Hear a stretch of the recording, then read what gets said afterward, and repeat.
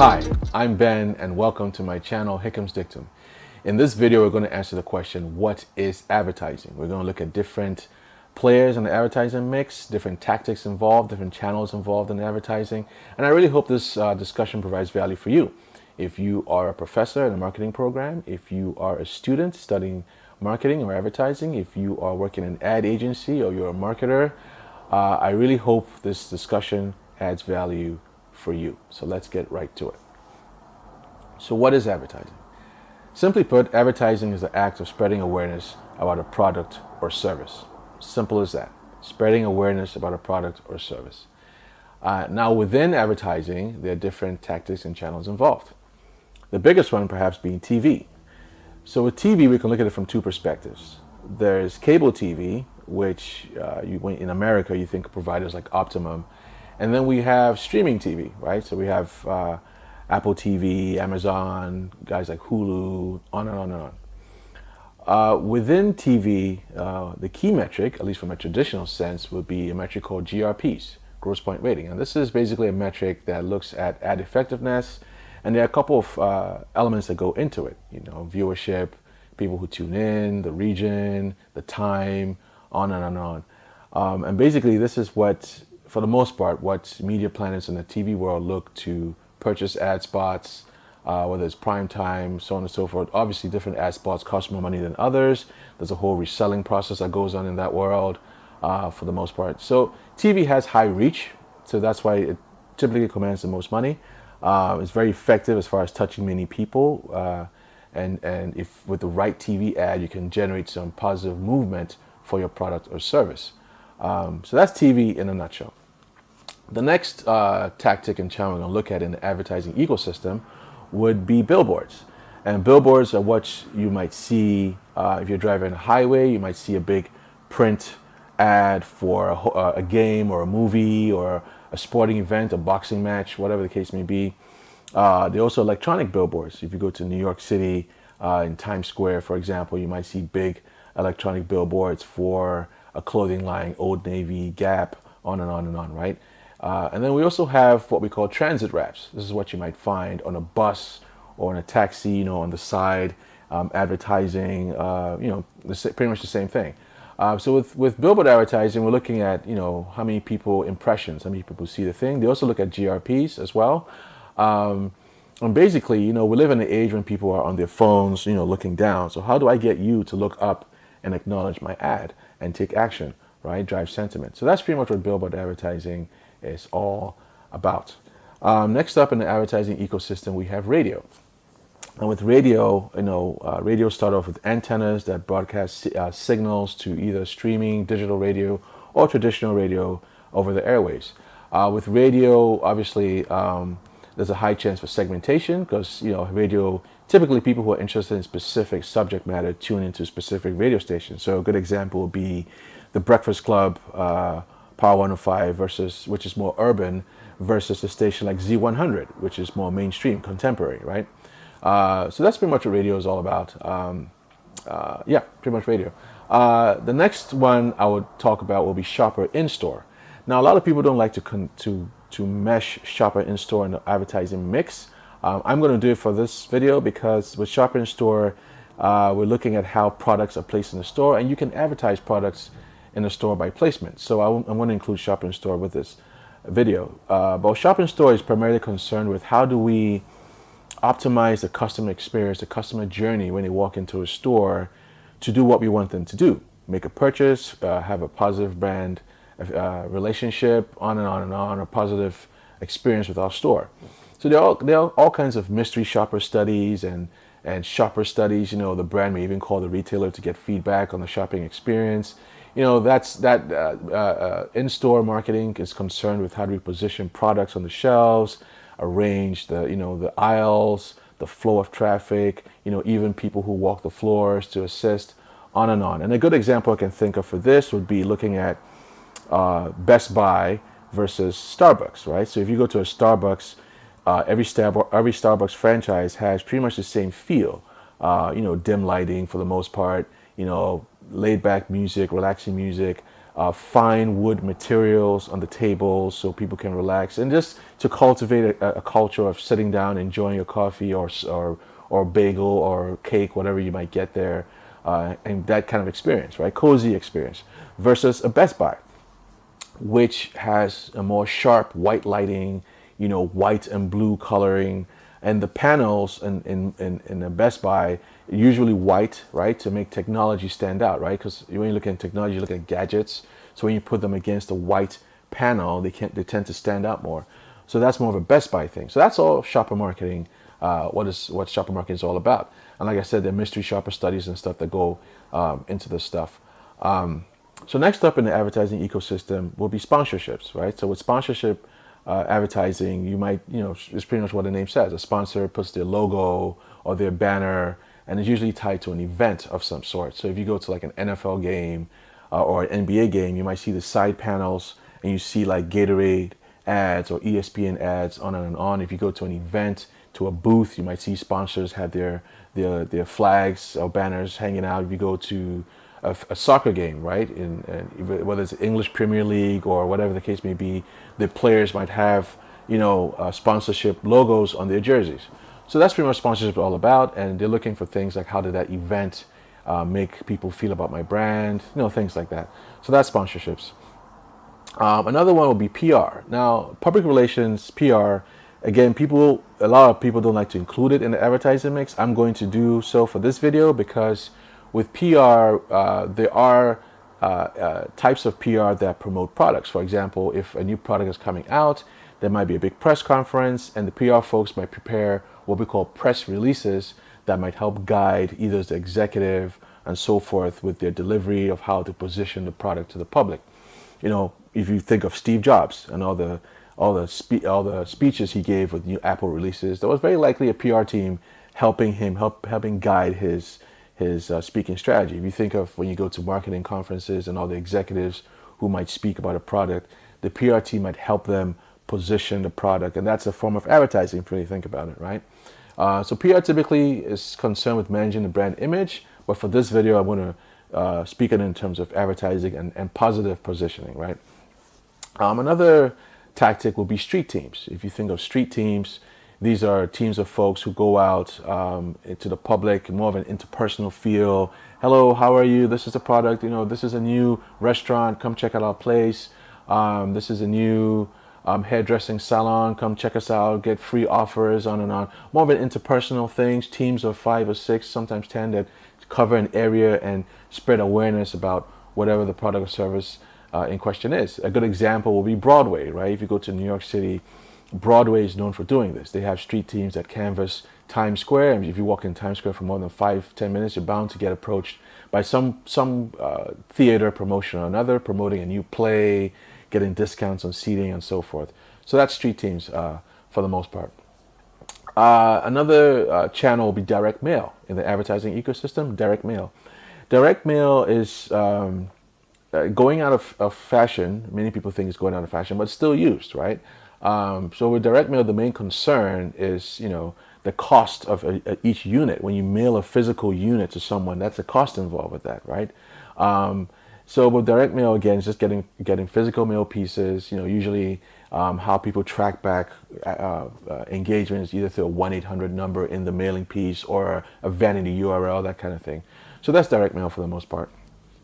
Next up, we have CRM. So CRM stands for Customer Relationship Management, right? So with CRM, it changes based on the company, right? Some companies use it primarily for email. Other companies use it to manage every touch point in the customer journey, right? So it really depends on your company. But for the most part, it's customer relationship management. So from an email perspective, they look at things like, we send out emails to promote a product or service or an event related to the company, so on and so forth. And they look from an email perspective, they look at things like open rate, click-through rates, on and on.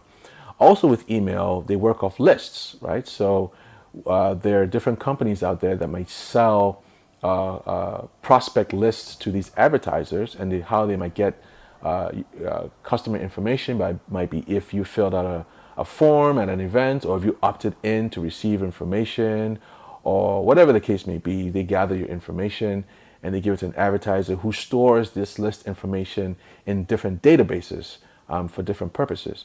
And that's how they serve you email marketing. That's how a company like Gap or Samsung, whatever, will hit you with an email saying, hey, check out this new release or this product, whatever the case may be, right?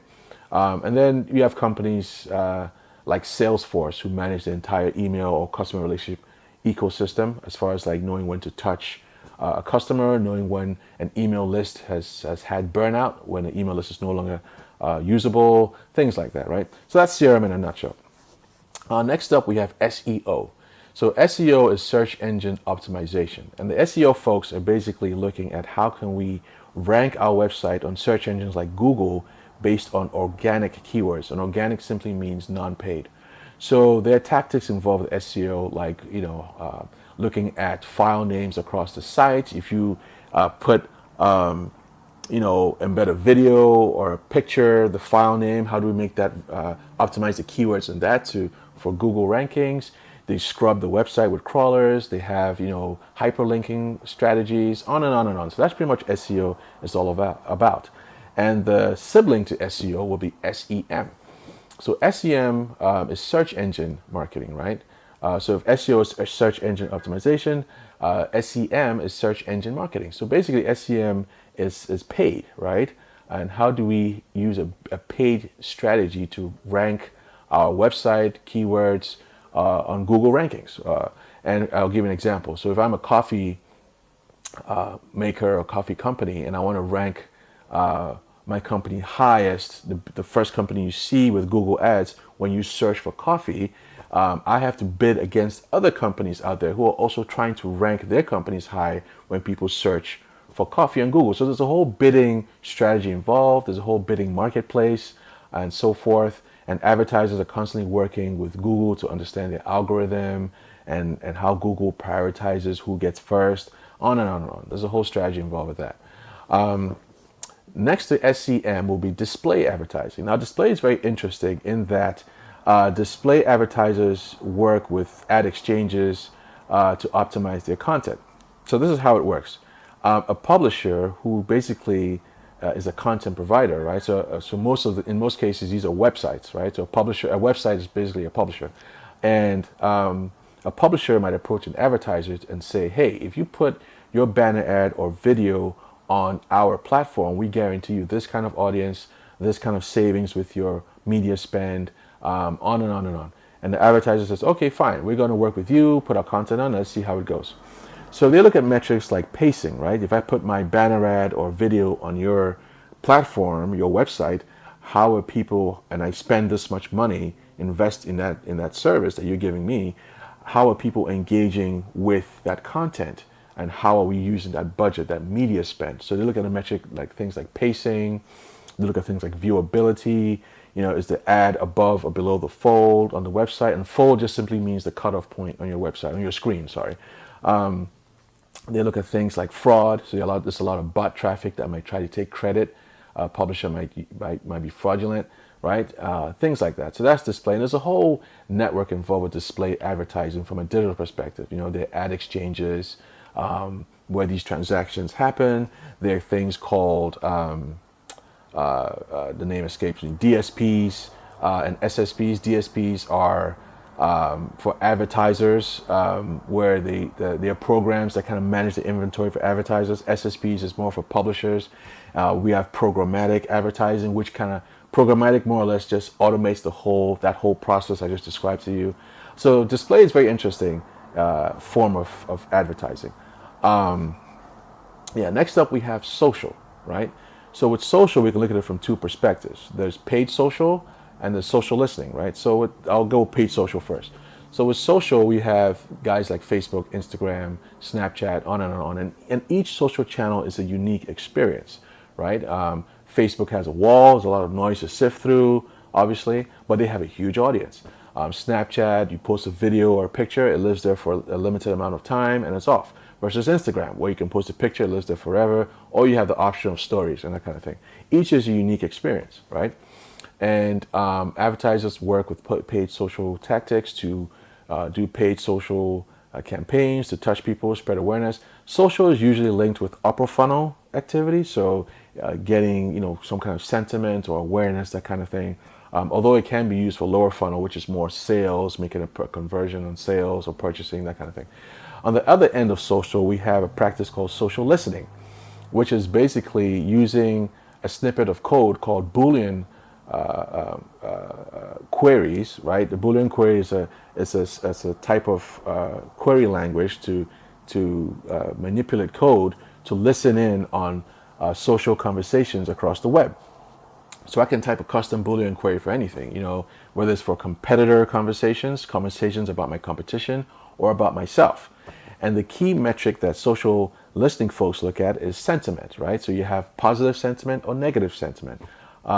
People saying nice things about my brand or negative things. And with sentiment, it's kind of tricky because some conversations or words can be ambiguous, right? If I use a curse word in a positive sense, people versus using that same curse word in a negative sense, the algorithm in your code has to be able to decipher which one is positive versus negative to properly attribute sentiment.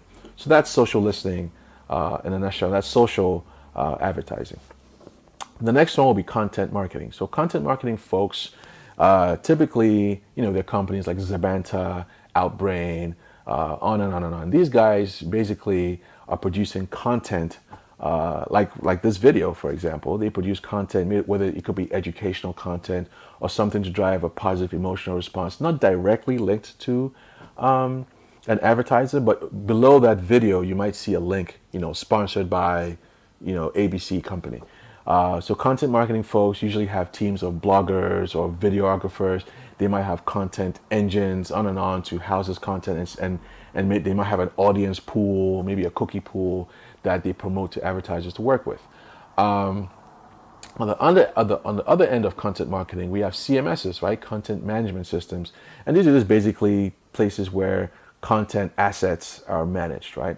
So that's content marketing in a nutshell. So all these are advertising, channels, and within this advertising ecosystem, we have CRM, display, SEM, on and on and on. There are tons of vendors who offer specialized services to each of these touch points, right? So for example, you might have a vendor who might approach, a .com side of thing or a display guy and say, hey, we have a service to do mobile device targeting, where if I'm on my cell phone and I'm close to a retail store, I can serve you an ad if I have your mobile device ID, or I have your some kind of IoT connected information about you. I can serve you an ad. Hey, your TV warranty is running out, or hey, your refrigerator needs a new filter, or hey, your whatever the case, the unique situation might be. And hey, guess what? You are 10 blocks away or 5 blocks away from this store. Why don't you stop in and check out our new sales, Black Friday sales, or whatever the case may be, right? So that's mobile device targeting. I might be a provider, another vendor in this advertising ecosystem, offering you services for digital attribution, right? Measuring the steps across channels to make a conversion. Hey, we can tell you the best sequence of events and ways to serve up ads, which can also help you with budgeting and planning as an advertiser, right? So there are all kinds of vendors. They have vendors for analytics who offer, media mix modeling services. We have vendors for targeting, vendors within display for managing data. We have big data vendors who might say, hey, we can consolidate all your data into one stream. CDPs come into mind. We have guys like Google BigQuery. We have Redshift. We have on and on and on. We have Oracle. All these guys offering different kinds of services within the advertising ecosystem as well, right? And obviously your ability to use these services depends on your budget, right? So if I'm a small business guy, I may not be able to afford a big database solution. It may not even be applicable to what I'm doing. So this is pretty much what advertising is all about. And if you want to come into this world, you have to know all these different touch points and the intricacies involved with each one, right? So you can make good decisions. So I've talked enough. I've said enough about advertising. What do you think of all this? Maybe you're a student, you're an advertiser, you work in an ad agency in a specific individual contributor role. What do you think of what I just said in relation to what you do? Maybe you're a creative, maybe you're an analyst, maybe you are whatever your role is, there's a whole world out there that you may not even be involved with, right?